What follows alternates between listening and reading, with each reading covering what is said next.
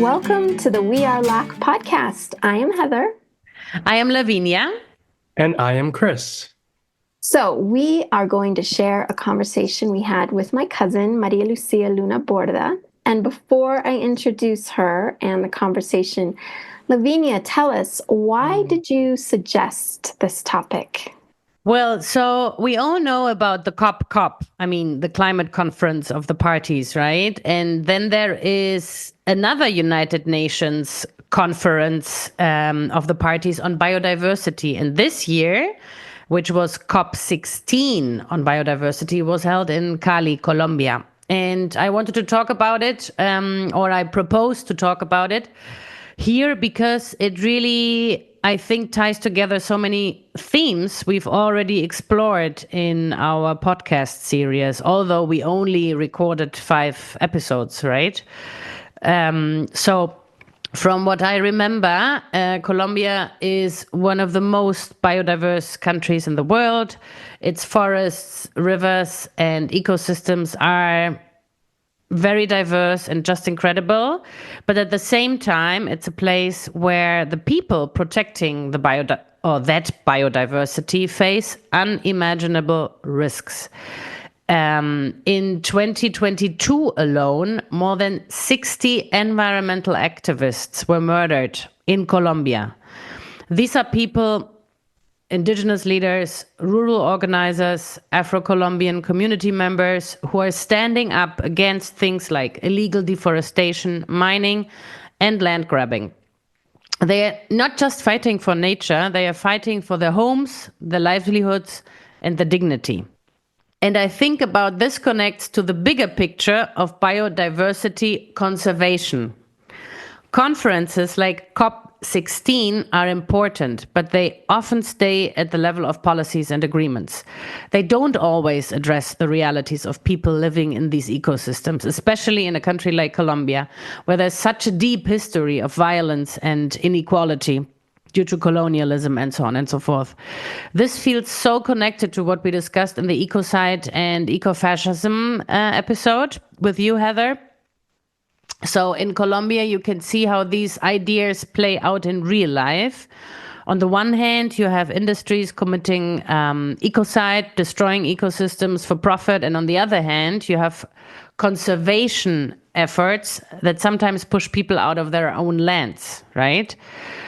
It's this strange and tragic thing. The same land that's being destroyed is also being protected, but in ways that often harm the communities who live there. It makes me think about how ecofascism values nature as something separate from people rather than something people are part of. I wanted to bring COP16 into our podcast because it's such a clear example of how interconnected all of these issues are. And I think, and I hope we all think collectively that biodiversity isn't just about saving plants and animals. It's tied to human rights, gender, and even decolonial struggles. And I've been asking myself, how do we make these global conversations like COP16 more relevant to the people who are actually living in these ecosystems? How do we center their voices? Or maybe even these questions are not the right ones. You know, how do we center their voices and so on and so forth?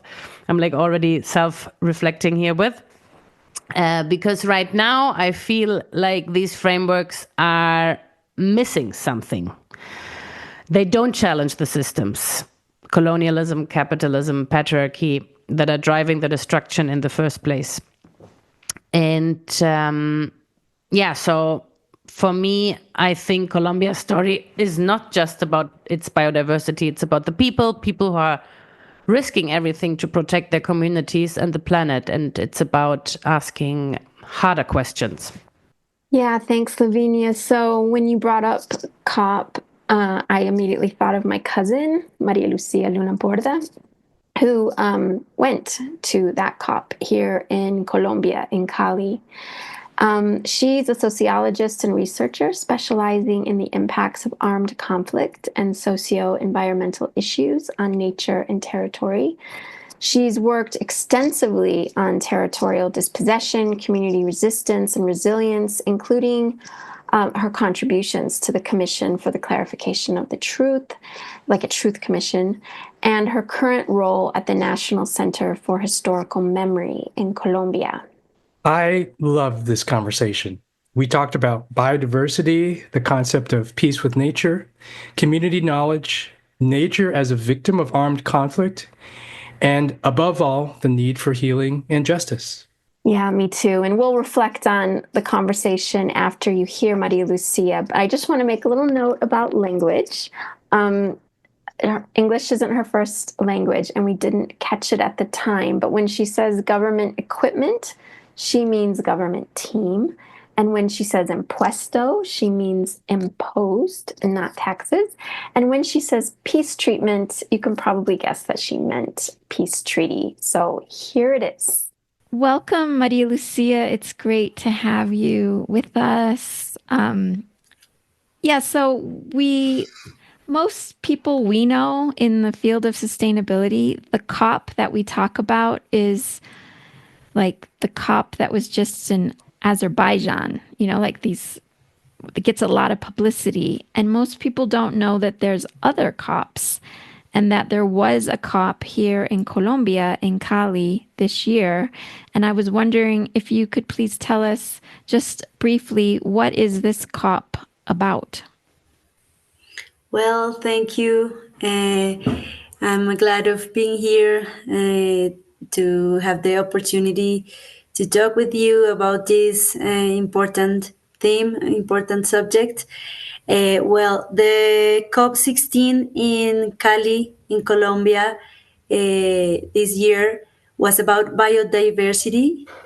And there was like a huge proposal of the government that was different about this COP, between this COP and other COPs in the world, that I think is a good way to recognize it. That is, he called or the government equipment. They call this like the COP of the people, because they wanted that also all the people from the country and from other countries were also had a connection with the COP, that it wasn't just like some technical view of these type of themes, but also to recognized all the knowledge that is in the communities, the Afro communities, indigenous communities, urban, but also campesinos from the rural places of the country. So it was like this proposal. So they had these two places, the blue place and the green place. And in the green place, there were a lot of proposals from the people that wanted to be to have some intervention and to talk about what is happening in the territories. Great. And did the people feel like they could participate? I think it was a good feeling about participation, but also there are a lot of expectations, and they try to be critical also with some of the proposals by the government, but also with the huge empresas that are also participating, because these COPs are also managed with a lot of money, with huge people and organizations that are also contributing, but also putting their agendas, and that is some tension between the agendas of the people, the agendas of the enterprises, the agendas of the government. So there is also a feeling that is like, okay, we participate, but also we want to have some intervention in the decisions, that are like the conclusions of the COP, and that is a huge thing. Yeah, because it could be that people would say, you let us participate, but it was superficial, right? And Yes. instead, they want some real change. They want there to be real impact if they're going to participate. Yes. But I think it was a very good scenario to see all the biodiversity also like a relationship between nature, biodiversity, like we think about species, about animals and plants and climate, but also the people. We humans, we are part of nature, and that was like a huge theme that they try to have there. Like the communities lived in the territories with the other species. There are some biocultural relationships that is very important to know, and all this knowledge that they have. There is like a point that we have to listen. We have to listen this knowledge, because if we just listen about the science that is also important, we won't get to the solutions that we are needing, like humans, no? I really appreciate, Maria Lucia, what you just said, because my background is as a scientist and engineer, and it took me a long time to discover that there are certain questions science is not able to answer. Science can give the ways of the universe in terms of the chemistry and the biology, but it doesn't tell us what to do with the information. That's something where we have to look at ourselves and look at each other and make decisions about what is important to us and how do we work together. So I would be interested to hear there have been criticisms of the Biodiversity COP, but in your view, are there some outcomes that do make you hopeful in some way? Yes, thank you. I am hopeful, and I think it was a very good, like, I think this government have a big proposal to change the way we see the territory, the nature, the relationship with the communities, the what we have to do, like speaking about economy, the change we need to do, like humans, to have this view of this sustainable future. And I think in this scenario of the COP 16, it was interesting to see that they proposed to see this big name that is peace with nature.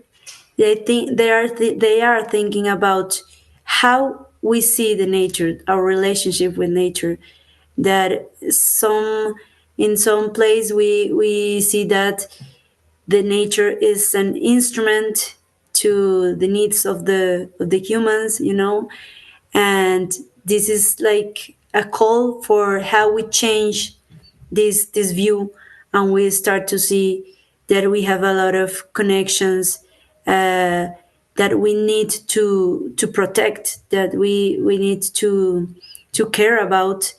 and when you talk about the science, I also feel like science is also leading to conclusions that somehow are connecting with the community conclusions that is like we need to change because there are a big problems, huge problems, but that we are causing to the ecosystems, and the communities have this view that is very interesting about the body, the human body, and the body of the earth. So they talk, for example, when we do mining, we are, I think that is the word, mining. We are um, like throwing, we are breaking our body. We are breaking the Mother Earth body, and we are causing this bad bad thing that we are how do you say enfermedades, Illnesses. illnesses. We are causing bad illnesses. And for example, they said, well, um, in this moment we are facing this big global change in climate, that it's the hot, no, it's getting hotter and hotter and hotter. And they said, what happened when you start to have illnesses? You have fever in your body. That is the same that is going on with the earth. The earth is fever. So this kind of knowledge that they have, and they are also hearing, and they said that nature, it's like a book that they are reading. So they are always reading the sounds of the birds, the moon, the stars, everything they are reading. And so when we start to do bad things to the nature, to the territory, we are doing bad things to ourselves. No? So I think that was something that in the COP 16 we could hear, like their voices, their points of view. And I think that I would say it is hopeful, because we need to hear them. We need to start value this knowledge, to real go to some solutions that would be great to all of us. Thank you. Okay. Thanks, Maria Lucia. I love that you remind us that we are one with nature, and the metaphor, well, like the global warming and being sick and having fever as human beings. Yeah, thanks for that. So, what is your connection with the COP? Why did you attend? You did not only attend because it happened in Cali, Colombia, and you're based in Colombia, right? So, why did you go? Well, I went to the 16 COP because I were representing the National Center for Historical Memory. That is a government entity that was born with a law about victims in 2011 that was very, very important. And in this entity, we are now trying to visualize and to do some research about how nature is also a victim. So this is the big theme about how we can achieve some conclusions about how is the nature and the territory victims of the armed conflict, but also of the economy development model that it's like impuesto. How do you say impuesto? Taxes. Yes, to all of us. So we are doing this research, and also in with the peace treatment that was in Colombia, and was a very important thing that happened when the government and the FARC guerrilla, do this peace treatment, did this peace treatment. Also, the environmental theme was there, and there was some entities that were born with the peace treatment, and one of them is the Truth Commission. The Truth Commission was about know and to have all of these voices from the territories that talk about what happened in all of these places with the armed conflict, what was the causes, but also the victims, the facts, everything, to know the truth. We needed to recognize what happened to all of us, like society. The peace treatment was in 2016, and I was working. I had the opportunity to work with the Truth Commissions with this same theme about nature wounded for the or by the armed conflict. So in this like path about recognizing territory and nature as a victim, I went to the COP to talk about that, and to talk with people from territories, and to talk also about the relationship between memory, justice, and environmental justice, and truth, and not repetition of the things that had happened. So I had this big opportunity to be with other people, talking about this with people, Afro, indigenous people, campesinos. So they were talking about their own living experience in the territories, what happened in the territories, and all of these changes in their lives, but in the way that they live, you know. So what happened when the river it's intervene, have an intervention in the river, what happened with the mining, what happened with when the armed people come and with there are bombs, where when they use also animals to disappearance bodies, to disappear bodies, to have also bombs in them. You know, there are a lot of things that are very, very painful.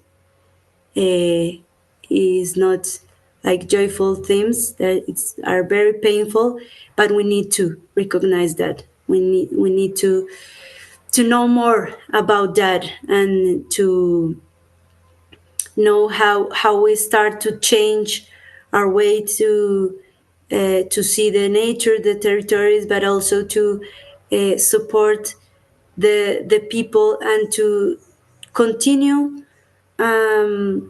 guarantee the government of the people in their territories, because the state, the government, it's also like an actor in all of this that is happening, you know. So there is a relationship between armed conflicts and environmental conflicts in the territories. Did you get to talk to people like Sudan, Congo, Palestine. Did you get much chance to talk to other people internationally about the impact of conflict on people and the environment? No, I haven't had that opportunity. I would like, because I think this is this is something that is happening in a lot of places, and I think this would be a big theme that we have to recognize in all of these conflicts. But it is there is something that is very important to say, and it's that the conflict persists. We have a peace treatment, but the conflict persists in the territories, and that is very painful, and is very difficult to the leaders that are there. They are always facing a lot of terror, a lot of risk, because there is something that is it didn't stop with the peace treatment. It was a big change, yes, and it's very important to recognize it. But there are keep armed groups, and also because there are interest in the earth, in the resources that are like beyond of the political issues that were like the first big theme that they were trying to change, like the guerrillas and everything, but this political discourse. But right now it's also the illegal mining, and there are the narcotrafico. So it's very difficult, and I would like to say that right now we are in a context that government is trying to have to achieve some agreements with a lot of these groups, recognizing that these groups right now not all of them have political like interest, so there are more economic interests. So it's very difficult, but they are trying, because they know we need to achieve the peace. We need to. And right now in this big name of the COP, that is peace with nature, it's also in recognizing that we need to have peace in the territories, but also we need to support the communities in the territories, to value the knowledge that they have, to value all the resistance that they are doing all days, and all the alternative, also the proposals that they have to be to live in their territories, and to guarantee life to every species, every being, because they are also the spirituals, the spiritual beings that we need to recognize, and to have the harmony.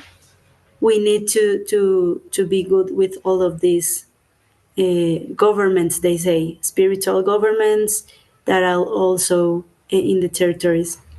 Thanks, Maria Lucia. The other day we actually recorded an episode on eco-fascism and ecocide, so ecofascismo y ecocidio, and what you're describing with the armed conflict and the intersection on, the detrimental impacts on nature and, beyond human beings. I think it's precisely that. And if I understand Colombian history correctly, I think it's the first government Colombia has which actually recognizes the value of the resistance of the communities, right?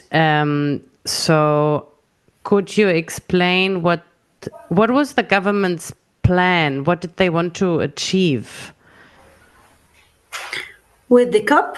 Sí. Yes. Sorry. Yeah. Okay.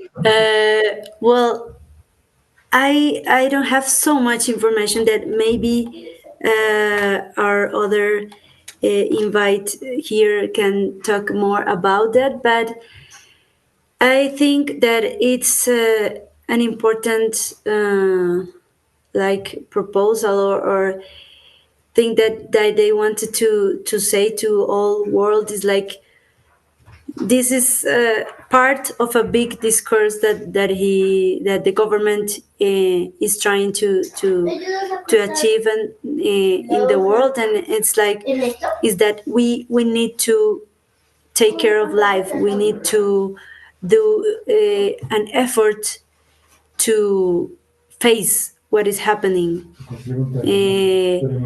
to do something that is in our hands and in the hands of the people that take decisions, not ours, but theirs, to change some big things.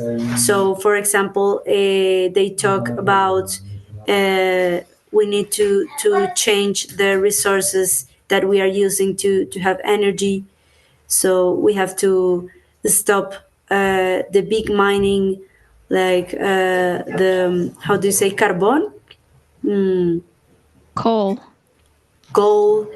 Yes, we need to start to do these big changes that we know that is difficult, but we need to start, and we need to go to these other sustainable energies to have the change. But also with these, they did a statement by the Global Coalition for Peace with Nature. A Call for Life is called. This is so they name this like the Global Coalition for Peace with Nature. They are calling all the countries to also being relate with this coalition to get in balance and harmony with Mother Earth. They are using these terms that are from the indigenous the knowledge, and so they are trying to recognize that we protect the global biodiversity and to do conservation and restoration and sustainable use of this global biodiversity, we need to recognize that we need to have a different relation with the Mother Earth, like they call it, no? Sí, la Pachamama. La Pachamama, sí, exactamente. I think, Maria Lucia, that you have really covered not only some of my key questions about science and the role of science and the role of our value systems as people in making decisions, but you've also talked about, you have talked about your role at attending the COP, and you have told us so much, certainly so much I didn't know about truth and reconciliation and those efforts that continue to go on in Colombia. And what is the function of the environment in those conversations? And this idea that as we hurt the environment, we hurt ourselves as well. So I feel that you've really told the story of your work and your participation at the COP that I feel really fits with the theme of this podcast, which is it's not just about a green technology or a wind turbine or new types of energy. These are all important, but fundamentally we look at relationships between people and between the land, and we look at why these relationships are broken and how people mistreat each other in the land, and how do we repair these relationships? What are the ways of repairing relationships? So I feel like in my case, I don't necessarily have a new question. I just want to say that I appreciate what you've shared with us, and I feel like it really does fit with what we hope to bring to our listeners in this podcast. So I thank you. Thank you so much. I would like to say that there is some word that I would like to share with you, that is healing. We need to heal ourselves, to heal the nature, to heal these relationships that you are saying, and that's what also communities are saying. We need to have some ways of heal. Yeah, thank you so much for taking the time to share with us about the COP and your role, and what kind of the philosophy is behind the work that people are doing and that you're doing. So I really appreciate it. Thank you so much. Thank you so much for your insights, Maria Lucia. Great pleasure. Thank you. It was a pleasure. So, Lavinia, what did you think of the conversation? Oh, I found this conversation profoundly grounding. Maria Lucia's insights brought, I think, such humility and depth at the same time, which, really resonated with me. And I think her deep respect for the communities working on these issues, they remind me why these conversations matter. Not just at a theoretical level, but in practice, where people are living the realities we often discuss. And I was particularly struck by Maria Lucia's ability to articulate the layers of harm caused by the conflict in Colombia, not just to people, but to nature itself, and how that harm ripples out, calling for collective healing, I think she called it like that. What stood out the most, as I already said before, I think for me was her humility. I think there's something so powerful about listening to someone who works so closely with the realities on the ground and approaches it with such respect and care. And it made me reflect on how, global frameworks like UN COP, Conference of the Parties, can sometimes feel so distant from the lived experiences of those on the front lines. And conversations like this remind us to center those voices, not just as participants, but as leaders in these discussions. So for me, this conversation kind of reaffirmed that justice, biodiversity, peace, and liberation are inseparable.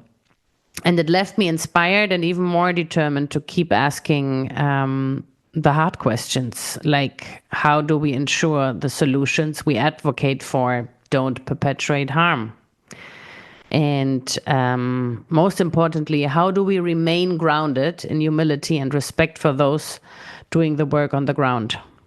What were your thoughts, Chris? Well, I just want to start by saying thank you again for Maria Lucia's voice on our podcast. She shared so many things that I wasn't aware of, things that I wish we had more of in the United States of America, where I live.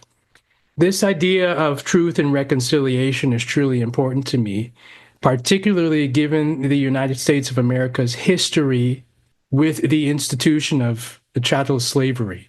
Even though the USA has museums about slavery and also about the indigenous people of North America, in fact, there are 2 of such museums in Washington, D.C., the capital of the USA.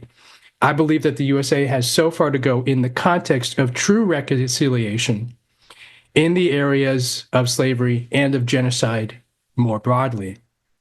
We've touched on these themes throughout our podcast, and in fact, I certainly resonate with you, Lavinia, where you say that the discussion about the Biodiversity Conference of the Parties really unifies all of the things we've talked about in the podcast.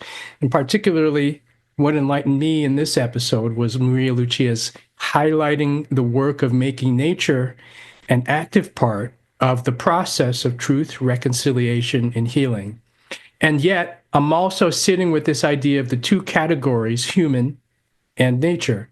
Indeed, the very theme of COP16, peace with nature, brings more questions to my mind. I've been reading the book Braiding Sweetgrass by Dr. Robin Wall Kimmerer, who is descended from the indigenous Potawatomi people of North America. She talks about the notion that we, very carefully using the word we, that we don't have to categorize humans as separate from nature, that there are ways to see all life as the same category, and that indeed there are peoples who have had that perspective for thousands of years. I don't have any answers to these deep questions right now, but I'll be holding them close as we close out this podcast episode. And what are your thoughts, Heather? Yeah, it was so lovely getting insight into my cousin's work here in Colombia, and I want to connect with her more on this, and she only lives 15 minutes from me. The first thing that stood out was when she mentioned the Earth's fever. My daughter is 16 now, and when she was 3 years old, I started telling her about how the Earth has a fever and that there are people all over the world working very hard on how to bring that fever down, to heal the Earth. Now, I did not tell her that there are also people working very hard to keep doing the things that created the fever in the first place, people that seem hell-bent on making things even worse, as we know with ecofascism. And I guess that brings me to my next point. I do feel quite cynical about governments and intergovernmental organizations supposedly trying to quote unquote solve the crisis. But when she said this was the People's COP, it did bring to mind that I appreciate any opportunity, especially as it's probably funded, that people have to come together to talk and to strategize. Even if the powers that be do not plan to listen or act appropriately, it's still, an excellent opportunity for people to be together. When she spoke of land being a victim of armed conflict, it brought to mind what we see happening in Palestine and how I have heard people say that clearly Israelis are not indigenous to the land, or they would not be able to do this to their land. It's really horrific. And, all of the victims, human and non-human. So, although I am half Colombian, I was raised knowing nothing about Colombia. I grew up in the United States, and between the ages of 4 and 33, I didn't even see my grandmother and most of my cousins and uncles. And now that I'm living here, I know that I need to learn more. I need to become a part of, what it is to live on this land with its history and its current struggles and conflicts. And one of the things I aim to be doing in 2025 is working with Colombians. And I do have some work coming up in Bogota with, supporting businesses, looking at conflict, change, and seeing where I can use my strengths, including my own power and privilege, to support people. Because although that work's going to be with businesses, my colleague who I plan to do this with, we're going to do that for money, but then we want to be able to do something similar with organizations and not have to charge them for anything. And she's a Colombian, she's a peace activist. So I'm really looking forward to being able to do that in 2025. And speaking of 2025, as well as speaking of learning new things and having new experiences and learning from the experiences that we have had, we have some changes to announce in the We Are Lach podcast. Yeah. Our We Are Lach experiment is over. It has run its course, and I have loved it. Yes, we started with the episode where the two of you, Heather and Lavinia, interviewed me about the aviation industry, and then we interviewed Lavinia about the fashion industry. Yeah, and then it was my turn to talk about higher education, and then we covered visioning, ecofascism, and now COP16. Yeah. And well, for me, for 2025, I am shifting focus to something closer to home. Because over the past few years, and also I think due to the pandemic, I've become really comfortable with online mobilization, but I realize I need to kind of strengthen my ability to organize and connect locally more. And for that reason, this year I'll be dedicating more time to learning how to mobilize on the ground in my own community where I'm physically most, which is Germany, Argentina, and India, and exploring what change and resistance can look like at a local level in different layers, right?